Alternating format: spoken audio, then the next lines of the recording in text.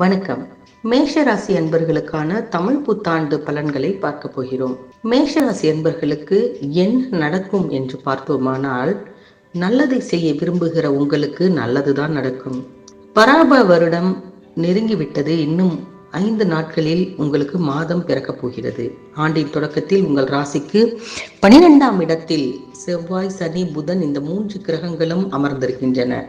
விரயஸ்தானம் இதனால் பலம் பெறுகிறது. அதே நேரம் லாபஸ்தானத்தில் ராகு சஞ்சரிக்கிறார். தேவைக்கேற்ற பணம் தங்கள் இல்லம் தேடி தானாக வரும். ஆண்டு தொடங்கும் பொழுதே உங்கள் ராசிநாதன் செவ்வாய்க்குரிய கிழமையில்தான் மாதமே பிறக்கிறது. இதனால் பல நல்ல பலன்கள் உங்களை வந்தடையும். விடிவு காலம் பிறந்து விட்டது என்று சொல்லி மகிழ்வீர்கள். கிரகங்களின் சுழற்சிக்கேற்ப வளர்ச்சியும் தளர்ச்சியும் மாறி மாறி வந்தாலும் கூட, தளர்ச்சி ஏற்படும் போதெல்லாம் முறையான வழிபாடுகளை செய்து கொள்வதன் மூலம் நல்ல பலன்களை பெற முடியும். உங்களுடைய ஜாதகத்தின் அடிப்படையில் பாக்கியாதிபதி பலம் பார்த்து யோக பலம் பெற்ற நாளில் வரம் தரும் தெய்வங்களை தேர்ந்தெடுத்து வழிபட்டு வந்தால் நிச்சயம் உங்களுக்கு மிகப்பெரிய நன்மைகள் எல்லாம் நடக்கும். வைகாசி மாதம் 12ஆம் தேதி குரு பகவான் கடக ராசிக்கு பயிற்சியாகி செல்வார். அதன் பின்னர் ஐப்பசி மாதம் 3ஆம் தேதி சிம்ம ராசிக்கு குரு பகவான் பயிற்சியாகிறார். அங்கிருந்து மாசி மாதம் 1ஆம் தேதி முதல் வருட கடைசி வரை மீண்டும் கடகத்தில் சஞ்சரிக்கிறார். இடையில் வக்ரகதியிலும் குரு பகவான் இயங்குவார். நவ கிரகங்களில் சுப கிரகம் என்று சொல்லப்படும் குரு பகவான் பார்க்கும் இடமெல்லாம் புனிதமடையும்.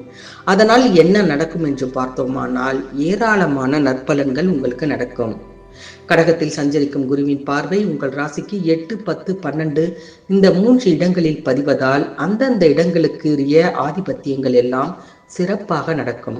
அஷ்டமஸ்தானத்தை குரு பார்ப்பதால் உங்களுடைய உடல் நலம் சீராகும்.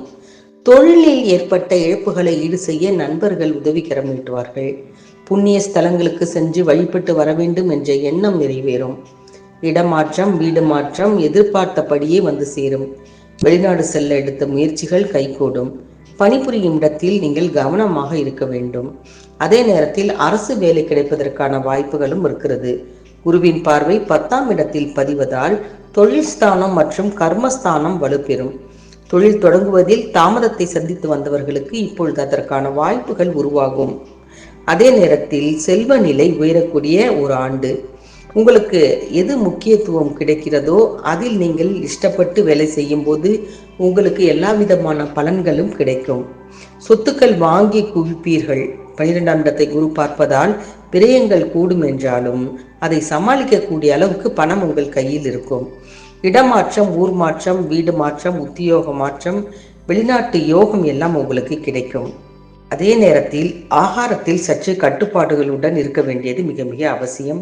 சிம்ம ராசியில் குரு சஞ்சரிக்கும் பொழுது அதன் பார்வை உங்கள் ராசியிலும் 9, 11 ஆகிய இடங்களிலும் பதிகிறது.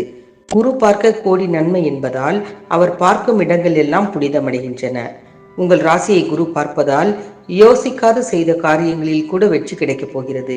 கல்யாணம், காது குத்து, கடை திறப்பு விழா, கட்டிட திறப்பு விழா, மணி விழா போன்ற விழாக்கள் எல்லாம் எடுக்கக்கூடிய ஒரு வாய்ப்பு உங்களுக்கு கிடைக்கும். குருவின் பார்வை 9ஆம் இடத்தில் பதிவதால் பொருளாதாரத்தில் ஒரு உச்ச நிலையை நீங்கள் அடைய முடியும். அதற்கான வாய்ப்பு உங்களை தானாக தேடி வரும். 11ஆம் இடத்தை குரு பார்ப்பதால் எதிர்பார்த்ததை காட்டிலும் கூடுதல் லாபம் உங்களுக்கு இந்த ஆண்டு கிடைக்கும். உங்களை விட்டு விலகி சென்ற சொந்தங்கள் விரும்பி வந்து இணைவார்கள். அதே நேரத்தில் உங்கள் ராசிக்கு 11ஆம் இடத்தில் சஞ்சரித்து வந்த ராகு பகவான் ஐப்பசி மாதம் 27ஆம் தேதி 10ஆம் இடத்திற்கு வந்து அமருவார். அதே போல் 5ஆம் இடத்தில் சஞ்சரிக்கும் கேது சுகஸ்தானத்தில் சென்று அமருவார். 10ஆம் இடத்து ராகுவால் தொழில் வளர்ச்சி சிறப்பாக இருக்கும். தனவரவு திருப்தி தரும். வேகமும் விவேகமும் கலந்து செயல்பட்டு வெற்றி காண்பீர்கள். சுய தொழில் செய்பவர்களுக்கு புதிய ஒப்பந்தங்கள் தானாக தேடி வரும். ஆரோக்கிய தொல்லையால் மருத்துவ செலவு கூட ஒரு சிலருக்கு ஏற்படும். கவனமாக செயல்படுங்கள். ஆன்மீகத்தில் ஒரு விருப்பத்தை ஏற்படுத்தி கொள்ளுங்கள். குலதெய்வ வழிபாடு, இஷ்ட தெய்வ வழிபாடுகளை எல்லாம் நீங்கள் செய்து கொள்ளும் பொழுது எப்பேற்பட்ட கஷ்டங்கள் வந்தாலும் அதிலிருந்து விடுபடக்கூடிய ஒரு நல்ல வாய்ப்பையும் உங்களுக்கு துணையாக இருந்து நீங்கள் செய்யக்கூடிய வேலைகளில் உங்களுக்கு வெற்றியை கொண்டு வந்து சேர்ப்பதிலும் இந்த தெய்வங்கள் உங்களுக்கு கை கொடுக்கும். இந்த ஆண்டு முழுவதுமே செவ்வாய்க்கிழமை அன்று முருகப்பெருமானை வழிபட்டு வர மேஷராசி அன்பர்களுக்கு எல்லாம் தொட்டது துலங்க போகிறது. இது போன்ற மற்ற ராசிகளின் பலன்களை தொடர்ந்து பார்க்க மறக்காமல் ஜி கிரியேஷன் தமிழ் சேனலை சப்ஸ்கிரைப் பண்ணி வைத்துக் கொள்ளுங்கள். நன்றி, வணக்கம்.